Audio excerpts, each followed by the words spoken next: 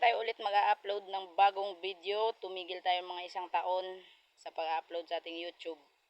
So, ngayon, meron na tayong pwedeng ma-post at ma-content araw-araw sa ating YouTube channel at saka pwede ring ma-post sa ating Facebook.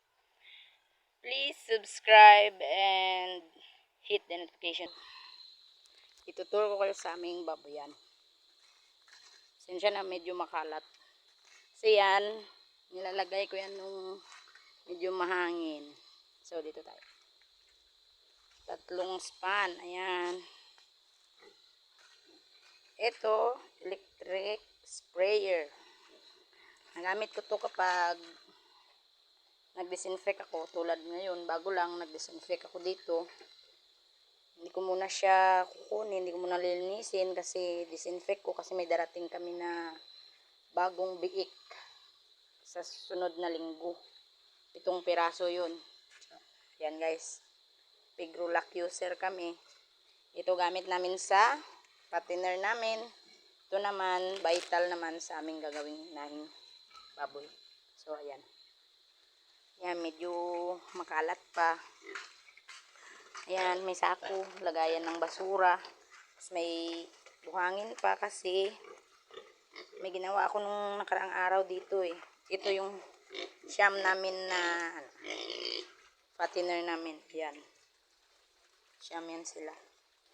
Mag-iisang buwan pa lang yan guys. Nakakain na sila ng 5 sako na hog free at naka-2 starter na. So, dito tayo. Yan. Ito, makalat. May walis kami bawat ano. Kasi ito, feeds to. Pero walang laman, hindi ko nalagyan. Feeds yan. Ito naman, ayan, overflowing lang yung tubig namin. Kasi puno na yung tangke namin. Ayan. Tapos ito, feeds to guys. Ito naman, tubig namin. Yun. Dalawa kasi nito, gagawin naming inahin. Magkapatid yan sila. Yan. Ito yung paligid namin. Kasi, medyo, ano pa, maraming mga nakahilirang ano doon. Mga pinagpuputol ko yung nakahoy. Naglinis kasi ako nung nakarang araw. So, bukas, dahil walang pasok, dito tayo ng buong araw. Sa ating baboyan, maglilinis tayo. Kukunin ko na yung mga nakakalat. Ayan. Mga nakakalat yan. Ito, uling. Palagi kaming may uling dahil pwede itong magamit para sa pagtatain ng ating mga biik. Yan. Paliliguan ko sila maya-maya pagkatapos natin Tapos ayun. May mga bags doon, laman nun, vitamins, injectables, markers. Yun yung laman ng mga bags. So, ayan.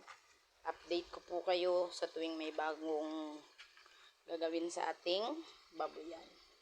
Yan, bali 3 span po ito.